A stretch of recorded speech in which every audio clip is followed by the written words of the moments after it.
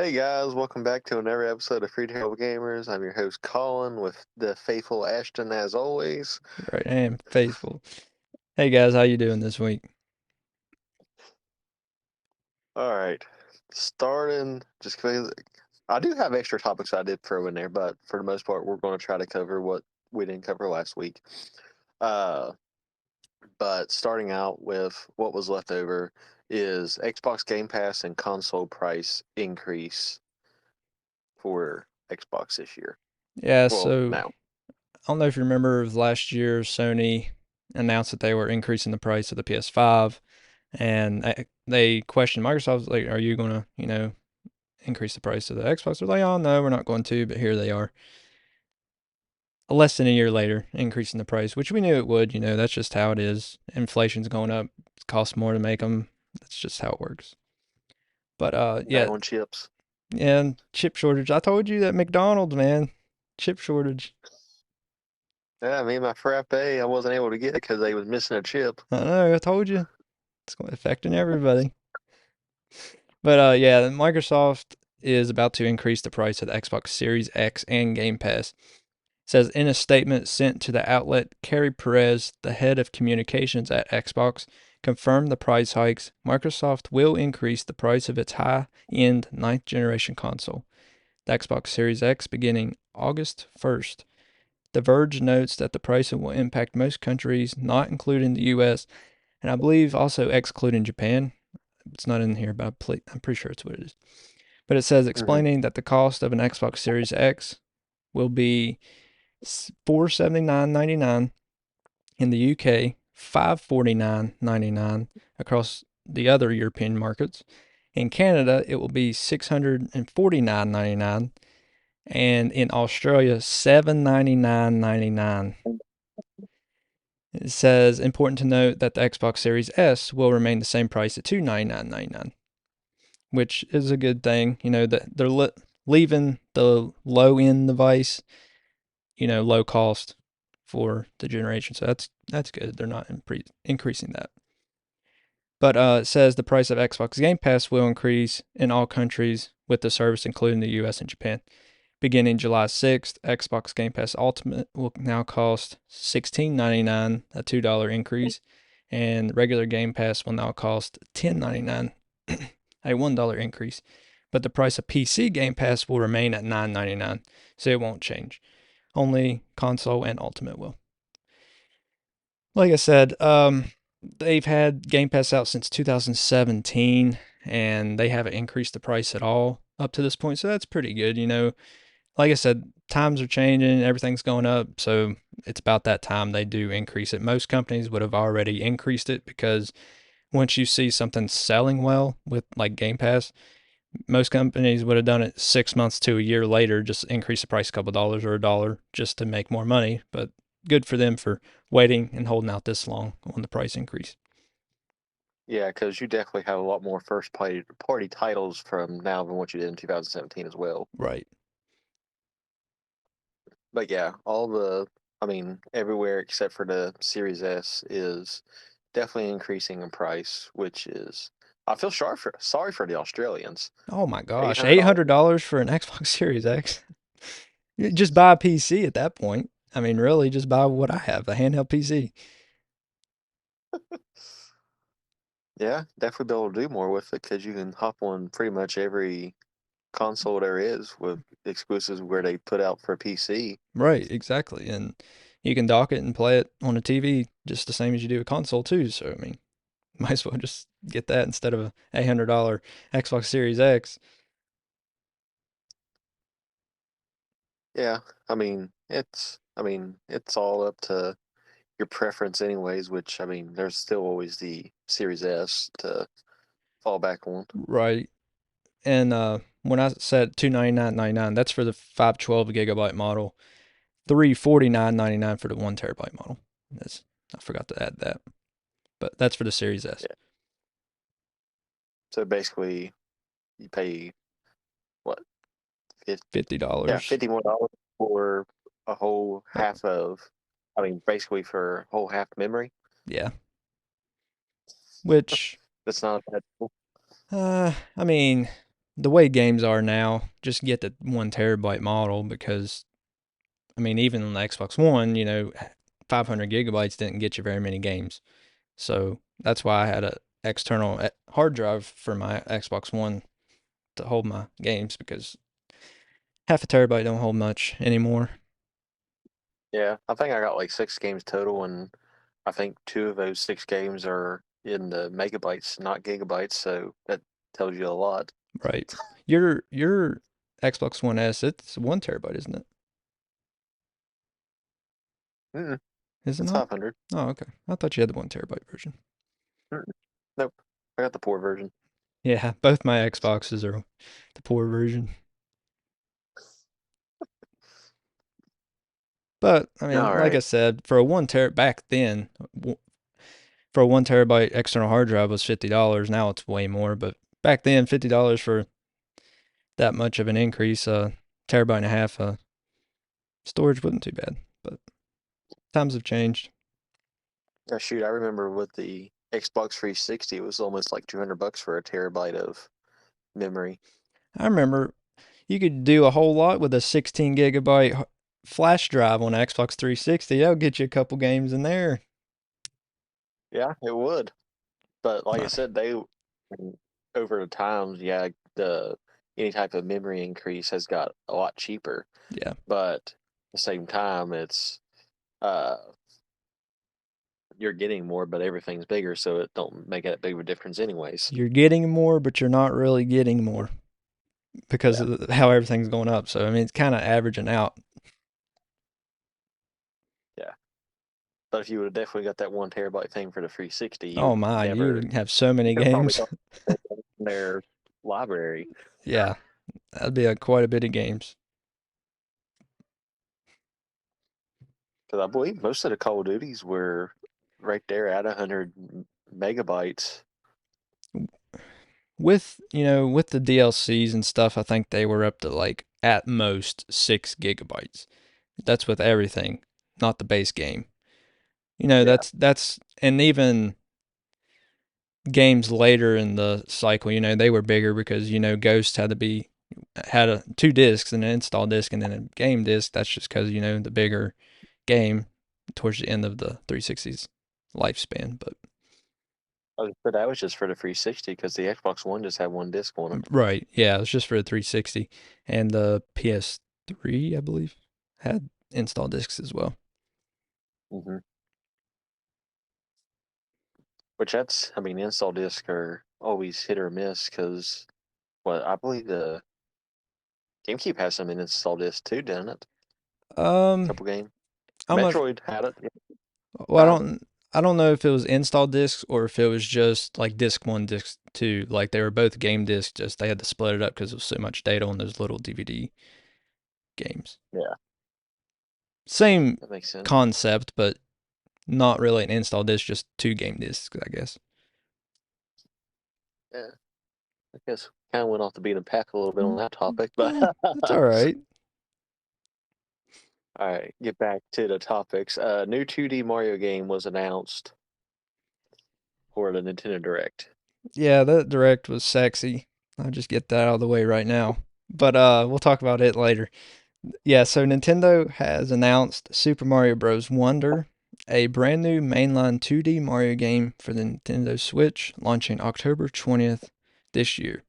The game will feature multiplayer and allow players to take on the role of Mario, Peach, Toad, Luigi, and Yoshi. And new power ups will also be added, including one that turns Mario into an elephant. That So, was, yeah, that was different to see. I never thought I'd see Mario as an elephant. But the multiplayer, the best I can remember, it's just local multiplayer, not online multiplayer. But which I'd like to see a 2D Mario game have online multiplayer. That'd be really awesome because the days of playing Mario locally, for me anyway, are about over. And until Zachary gets older, then we can. But right now, they're pretty much over. Like when I was little, we played the crap out of Mario, locally. yeah. But now you know, it'd be a whole lot better if we could play it online, but maybe one day, but Yeah. not right now. So I But would enjoy like sacrificing randoms instead of sacrificing somebody in your own household. right, yeah. Yeah, there's a lot of sacrificing. But this game it it's a different art style than the new Super Mario Bros. Series. So they're changing it up again, going a whole new path. This Well, art it's not even style, part of no, it's not. it's Mario Bros. Now, Super Mario Bros. Now, like Yeah, back to the original name. right. Yeah, it's a whole different, spin on the franchise now, moving away from the new Super Mario Bros. Name. But it reminds me not necessarily as the art style, but the attention to detail of Super Mario World. How you seen his hat like fly back when he was jumping or running. They done that. They brought that back, and that's pretty cool. The attention to details back. New Super Mario Bros. Series was fun, but it just felt kind of generic. The first couple, for the DS and the Wii, they were pretty good. But then after that, it just kind of got stale, like the same old, same old. You knew what was going to happen. You knew exactly.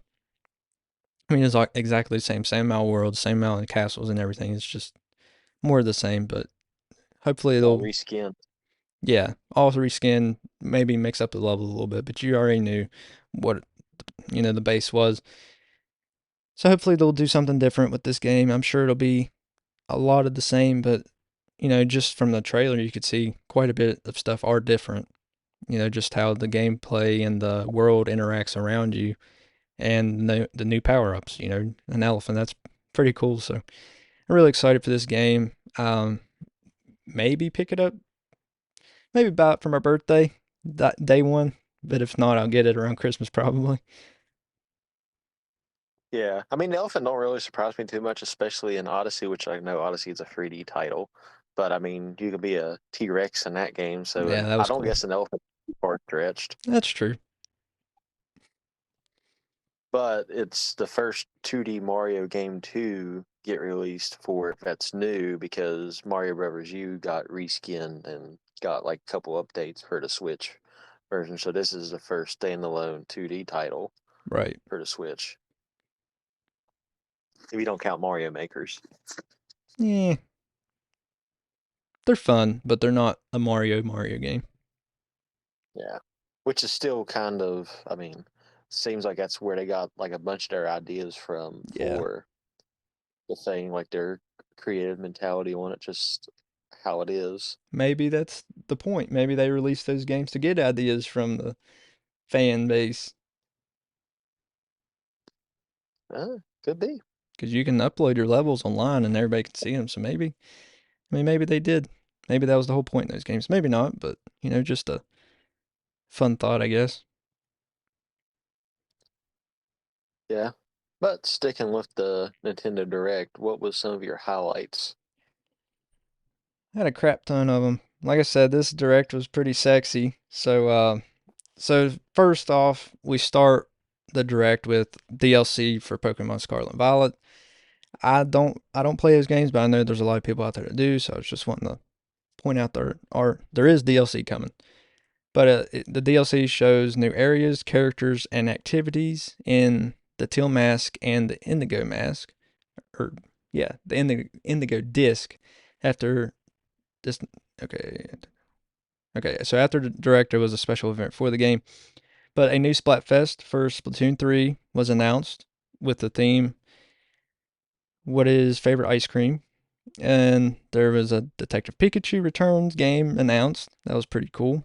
I didn't play the first one, but I did watch the movie, and the movie was pretty good. He's had Ryan Reynolds in it, and he's funny. But Yeah. um, okay, it says Pokemon's Best Detective is back and coming to Nintendo Switch on October 6th this year. So that's when Detective Pikachu Returns will release. Super Mario RPG. The RPG was originally released for the Super Nintendo and will arrive on November 17th, 2023 on the Nintendo Switch. So this was a big surprise. A lot of people thought we were going to get Paper Mario Thousand Year Door from the GameCube, and instead they got Super Mario RPG. Once again, not a big RPG person, but the game does look pretty good. I may try it out. Not day one. I'll probably wait for a sale because once again, I don't like RPGs, but maybe this one will change my mind on this since it is Mario and it's such a loved game. I may try it out. An Yeah. untitled Peach game. Yeah, go ahead. Yeah, that's the graphics on that game. It just seems like a little weird, like how they reskinned it. Yeah, Mario looks kind of short. I don't know if you noticed that, but it's kind Kind of of looks like a cross in between their original styles and like the Wind Waker design. That's what it kind of like seems like graphic wise. yeah. Which they changed the graphic style on Link's Awakening too. So when they remade it, so you never know what Yeah. Nintendo's going to do with their remakes, what the graphical style is going to be. But an untitled Peach game. So for the DS, they had Super Princess Peach. I don't know if you've ever seen it or played it, but it was a game that just obviously starred Princess Peach, and you went around the world. And I believe you ended up saving Mario at the end. So maybe they're making a sequel to that. That was pretty cool to see. Luigi's Mansion Dark Moon is coming to the Nintendo Switch. It was a game released on the 3DS in 2011, I think. It's been a 11 or while. 12. 11 or 12. Yeah, it's been a while. So definitely happy to see it coming to the Switch because I've played that game, but I've never beat it because my stupid dog that I had chewed up my cartridge, so I never got to beat it. Hate that dog. But happy I don't have her anymore. But anyway, happy to see it come to the Switch so I can finally beat it, and maybe we'll get the first Luigi's Mansion remade for the Switch because they ported it to the 3DS a couple years ago. Well, it's been like 4 or 5 years ago at this point, but it seems like it was a couple years ago. So since they're porting Dark Moon over, they can port the original over if they want, or just remake it for the Switch. Either way, it's fine for me. Batman Arkham Trilogy is coming to Nintendo Switch. And it says the Batman Arkham Trilogy is coming with Arkham Asylum, Arkham City, and Arkham Knight with all their DLCs, and it will come this fall. And it says a demo was made available on June 28th. So the only one I've played is Arkham Knight, and I have it for Xbox One, and it's a pretty fun game. So I may pick up the trilogy eventually just to play all three of them on the Switch on the go. Pikmin 1 and 2 HD, they were remakes, and they were available when the direct hit last week. So they are available, today to pick up. You don't have to wait for Pikmin 4 if you want to try the. So now Pikmin 1, 2, and 3 are available, and 4 later this year. And Yeah. then Mario Kart 8 Deluxe Booster Course Pass Wave 5 is introduced with 3 new characters and 8 new tracks. Wave 5 will be available in the summer of 2023.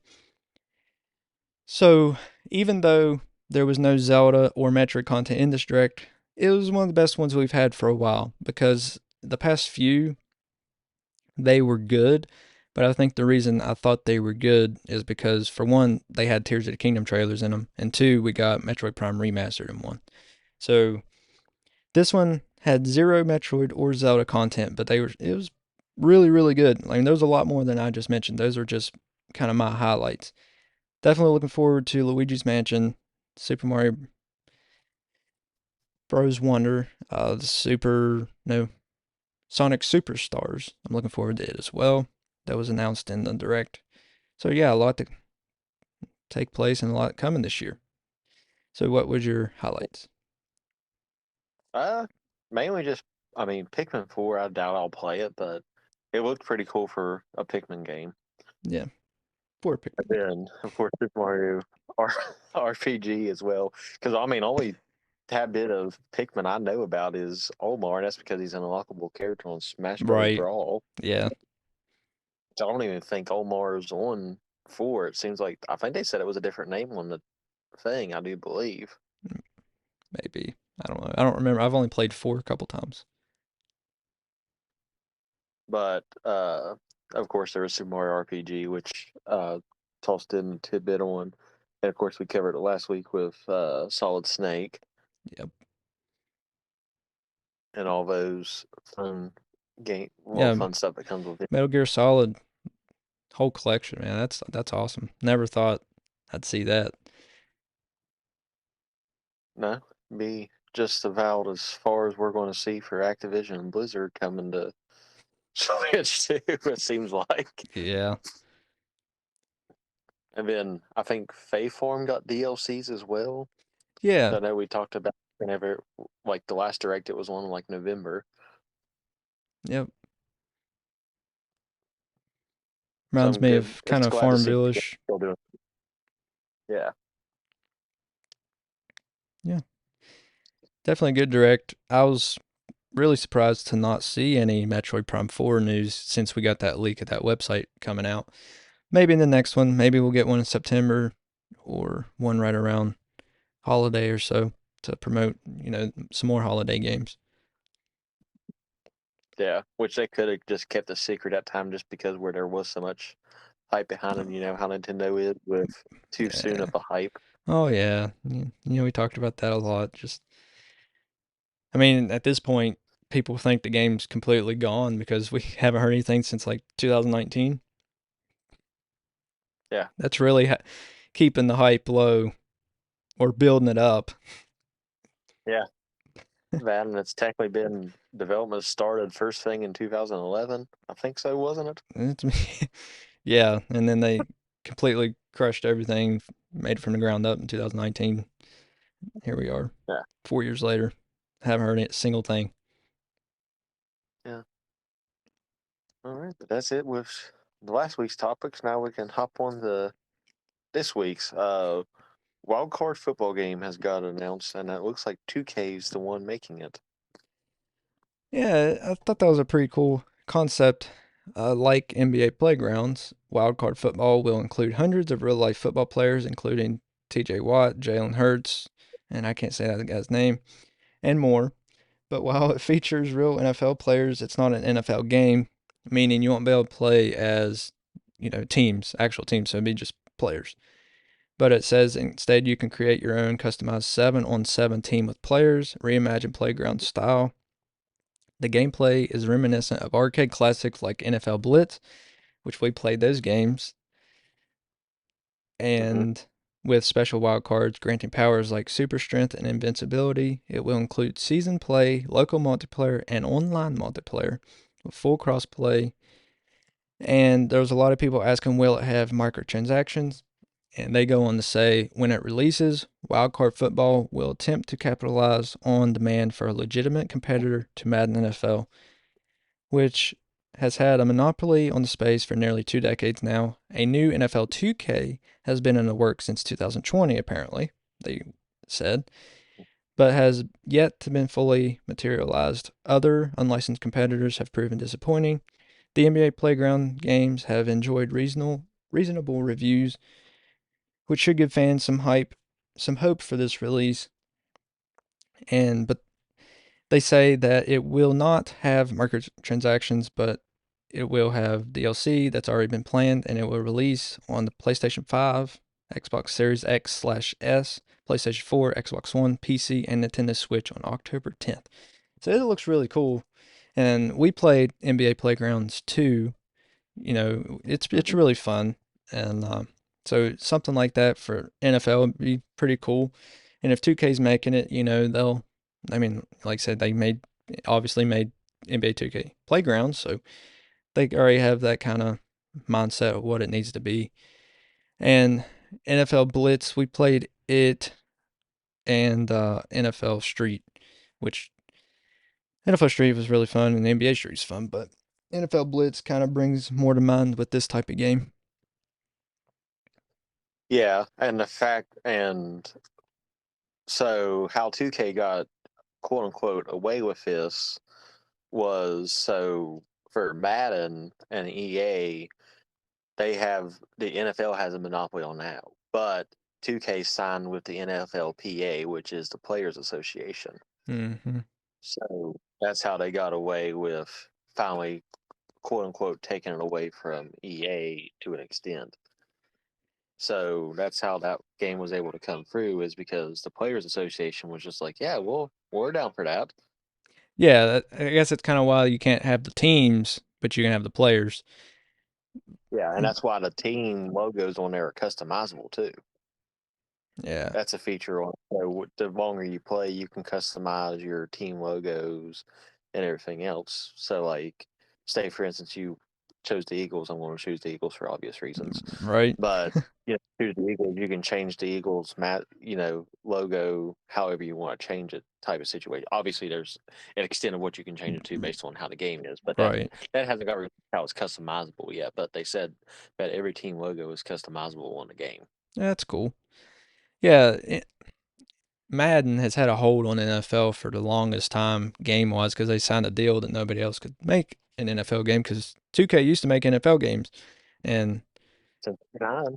yep, and they just wasn't allowed anymore because of the contract. And that's kind of why the new Madden games kind of suck because they have no competition. If 2K was allowed to make games, there would be competition. Just look what they're doing with NBA 2K. Like they put NBA Live pretty much out of business. Like you never know if they're going to make a game that year or not. So Yeah. I think if 2K was able to make an actual NFL game, EA would make Madden a whole lot better because they would have competition. I feel like the my player mode would be a whole lot harder on 2K than what it would be on EA. Like how you could make your own player back in the day and then do the whole entire franchise thing with your player Yeah. in old Madden's, and it seems like a 2K would definitely make it a lot harder to level up your player opposed to what it was before. Oh Which I yeah. mean, it's fine, but for now we're just sticking with 7-on-7 tournaments, Yeah. which I believe that's how NFL Blitz was set up too. It was a 7-on-7 base from what I remember. I think so. Best I can remember it was. All right. I think we got time for one more.